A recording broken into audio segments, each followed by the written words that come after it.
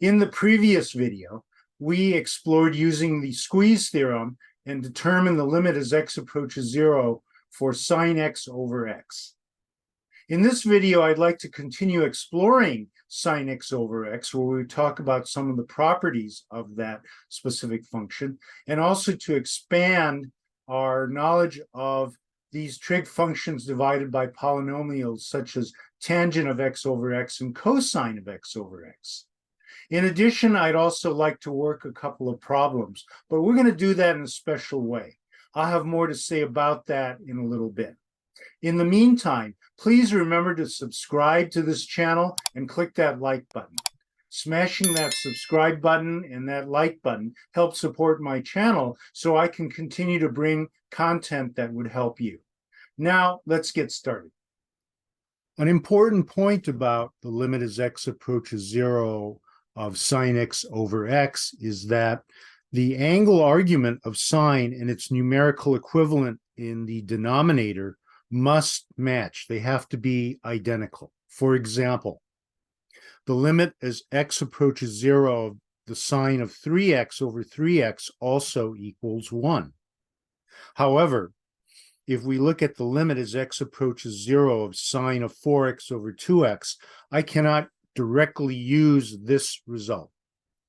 What we must do is manipulate the angle below, or I should say the number below, to match the angle argument of the sign above in the numerator. In this example, multiplying top and bottom by 2 gives me sine of 4x over 4x. Now the argument of sine and the numerical equivalent in the denominator match. But I also have this extra 2, which we can multiply in front of the limit. Now I can apply our limit result. The limit as x approaches 0, the sine of 4x over 4x, that now equals 1. But please note that I had to multiply it by 2, and indeed, this limit actually equals 2, not 1. Please keep that in mind when approaching these limit problems. Now that we've established that the limit as x approaches 0 of sine x over x equals 1, we are set up to work on or determine the limit as x approaches 0 of tangent x over x. And we'll also take a look at cosine of x over x. Let's do the tangent one first, because I think that's the easiest. The limit as x approaches 0 of tangent x over x, if we follow our steps and plug in 0 for x, we end up with a tangent of 0 over 0. The tangent of 0 radians is 0, and therefore we end up with an indeterminate form, suggesting we need to do more work. That more work involves using the definition of tangent as the ratio of sine of x over cosine of x, as I've shown here. We can separate the denominator as sine of x over x, which is our form here, times 1 over cosine x, then apply the limit property that says that the limit of a product equals the product of the limits. We know that the limit of x approaches 0 of sine x over x is 1, so I could put that here. And plugging in 0 for the limit of as x approaches 0 of 1 over cosine x is 1 over 1, because the cosine of 0 is 1. 1 divided by 1 is 0, and 1 times 1 is 1. So we arrive at the result that the limit as x approaches 0 of tangent x over x is also equal to 1. If we now examine the limit as x approaches 0 of cosine x over x, again plugging in 0 for x, we arrive at 1 divided by 0. This is a case 2 result, not an indeterminate form, and in fact, this limit does not exist. I'll leave it as an exercise for you to do the sign analysis test and prove that this limit actually does not head toward positive or negative infinity, but is a complete does not exist. However, the limit as x approaches 0 of 1 minus the cosine of x over x If we plug in now, we get 1 minus 1 over 0 or 0 over 0. This is an indeterminate form. Looking at 1 minus x, our intuition suggests we should attempt the conjugate trick, something we learned in dealing with the difference of square roots. If I form the conjugate of 1 minus cosine x, I get 1 plus cosine x over 1 plus cosine x. Multiplying through gives me the limit as x approaches 0 of 1 minus cosine squared x over x times quantity 1 plus cosine x. When you do the conjugate trick, I suggest not distributing, in this case, the denominator.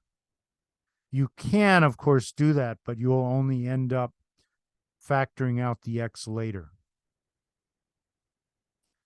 If we apply one of the Pythagorean identities to 1 minus cosine squared x, we recall that 1 minus cosine squared x equals sine squared x. We can take this result, and this is a little bit of a mathematical trick, but we could rewrite sine squared x as sine x times sine x and divide that numerator over the two denominator factors. This gives us the limit as x approaches 0 of sine x over x times sine x over 1 plus cosine x. Again, from the limit properties, we've learned that the limit of a product of two functions equals the product of the limit of the two individual functions. We recognize the first limit is just the original result we derived from our geometric study, and that limit is simply 1. Now, to solve for the second limit, the limit as x approaches 0 of sine x over 1 plus cosine x, we simply plug in the values, recognizing that the cosine of 0 is 1, 1 plus 1 is 2, and that the sine of 0 equals 0. We have, therefore, 0 over 2, which is 0. 0 times 1 is 0. And therefore, the limit as x approaches 0 of 1 minus cosine x over x equals 0. Now let's do a couple of squeeze theorem problems. But rather than just using problems out of a book or from your teacher, let's actually write a couple of problems together. If we do that, it puts us in the mental framework of how a teacher thinks.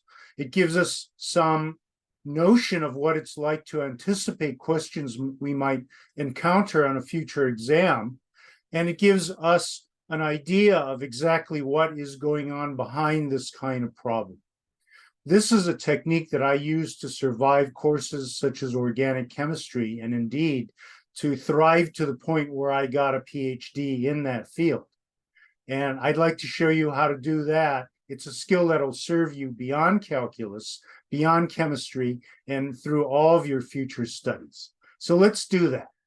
In order to write your own problems, what I did is I randomly picked some coefficients for a simple function, in this case, a quadratic, 2x squared plus 3. You could either just sit down and dream up numbers. You could use a random number generator either online or on a calculator, or you could even just roll some dice and use the values from the dice to randomly generate the coefficients. What I've done is I've plotted this function on graph paper. Of course, you could use your graphing calculator or any of the many online graphing utilities that are available today. But I chose to use old-fashioned paper and pen, the reason being that there is something about actually drawing the function out yourself by hand. Again, I recommend you trying that at least once or twice. Once you're comfortable with the concept, you could always migrate to a graphing utility. What I notice about this particular function is that it goes through this very convenient point, 1, 5. Again, you could use that criterion to select the coefficients of a quadratic, for example, in order to make the problem fairly easy to start. The other function that I want to have, because we're talking about the squeeze theorem, perhaps is the tangent line at the point 1, 5. That's in fact what calculus is about, or at least the first half, is finding a formula that gives us the slope of that tangent line at this point. If I have the slope and I have the point, in this case 1, 5, then I could draw the tangent line. What I've done is I've found what's called the derivative, which is what this little extra tick mark called f prime of x is about. And this is again the first half of calculus. It turns out that the formula that would give me the slope at any point on this function 2x squared plus 3 is 4x. I'll show you how to determine that or derive this particular type of derivative in a future video. But in the meantime, we know that we're interested in the point x equals 1, y equals 5, and we want to find the slope of the tangent line to this quadratic at the point 1, 5. To do that, let's take our derivative function, plug in our x value 1. That gives us 4 times 1, or 4. Using our algebra notation, we can say then that m, the slope of our tangent line, is 4. We also have a point, 1, 5. If we have a point and if we have a slope, we can apply this point slope formula, which says that y minus y1, which is 5 in this case, equals our slope times x minus whatever x1 is. Here in this case, it's 1. Algebraically working this down by at first distributing the 4. I highly recommend that even though you are in calculus class, that you use these curved arrows or draw them out to demonstrate that you're distributing this particular value. And then finally, we're going to move the negative 5 to the right-hand side by adding that amount. Those will cancel, and we're left with the equation y equals 4x plus 1. This is the equation of the tangent line to our function 2x squared plus 3 at the point 1, 5. I can then draw this in, knowing that my y-intercept is 1, and I'm going through the point 1, 5. We have 2 points, so I can consequently draw in that line as I struggle a little bit to keep my ruler from slipping. Slipped a little bit, but that's okay. Now we have 2 functions that are coming together at a point. Let's use that to write our own squeeze theorem problem. I've relabeled our tangent line as g of x. Again, that is 4x plus 1. I've also labeled these 2 functions on my graph paper. Now imagine we have some function that we really don't know what it is, and I'm using a blue pen, and I'm just going to go ahead and draw in some type of curve. We don't know what this function really is, and at this point, we really don't care.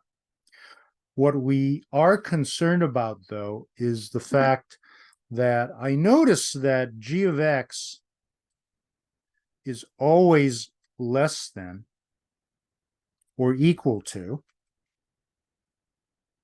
on the other side, f of x, but, and I'll use a blue pen for h of x, which corresponds to that blue curve that we just drew in, that h of x is always in between g of x and f of x. Our problem then becomes, given the fact that h of x is between g of x and f of x, as we have defined earlier, to find the limit as x approaches 1 of our unknown function h of x. Again, we really don't know what h of x is, and oftentimes on exams, you will be given some kind of function that is not easily defined using our standard basic list of functions. But we happen to know that since h of x is always between g of x and f of x, that we can conclude then that the limit as h of x approaches 1 is going to necessarily be between the limit as x approaches 1 of f of x and the limit as x approaches 1 of g of x.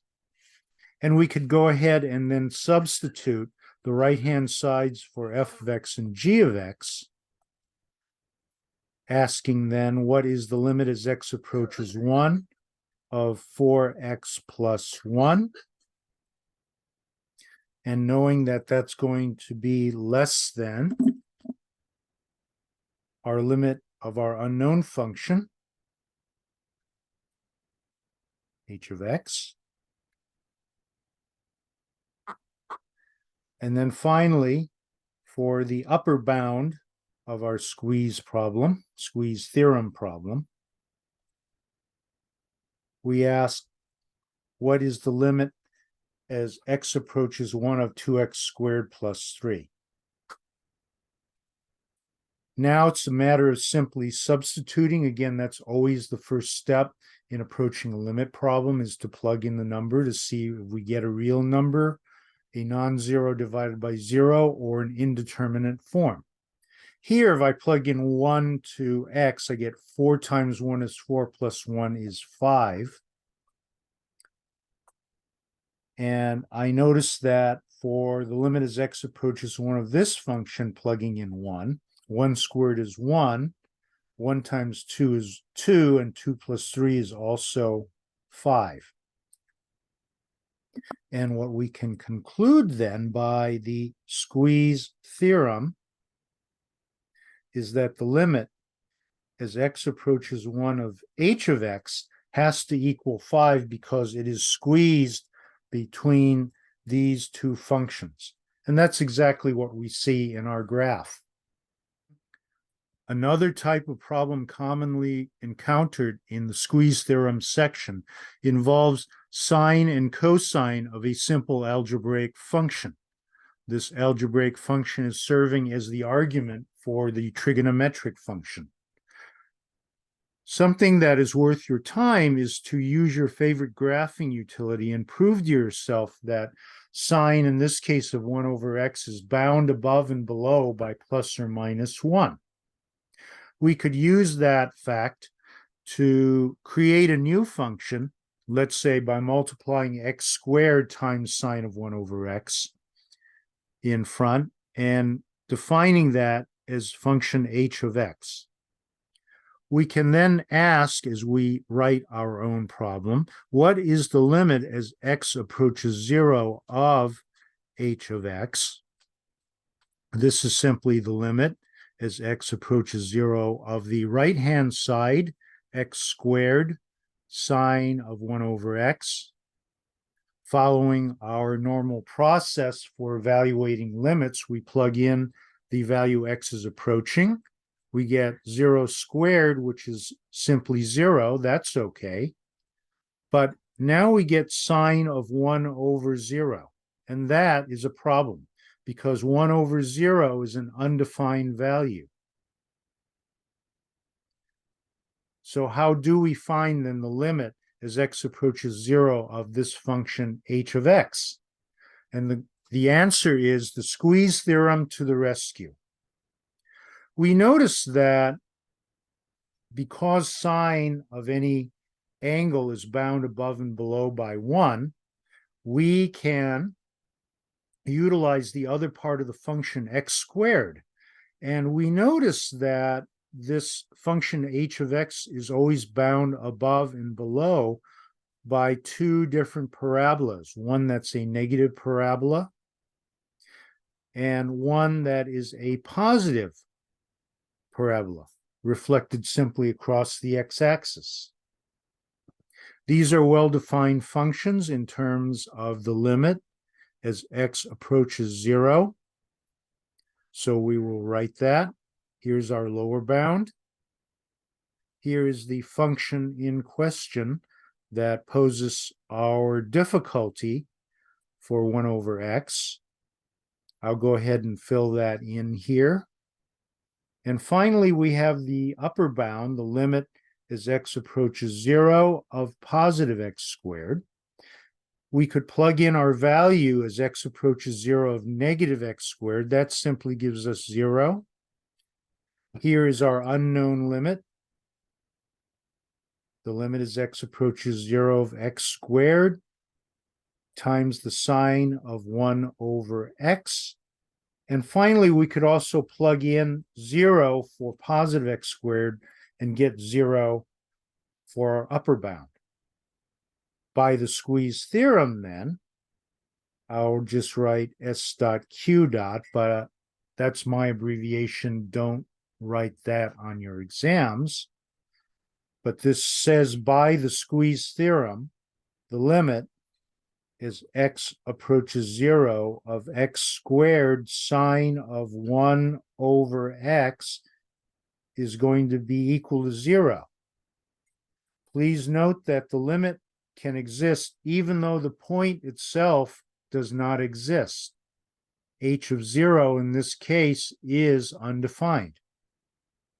Limits are simply an approach to a point, not what happens at that point. That concludes our study of the squeeze theorem, and we saw how to write our own problems and to think backward from the answer toward the actual problem. This will give you some insight as to how to study for these particular types of questions. In the next video, we will continue our discussion of limits by discussing continuity between and within a particular interval and also at a particular point. But before we conclude this video, please remember to subscribe to my channel, to click that like button, and maybe even click that bell to be notified when I post another video. I'll see you in the next video.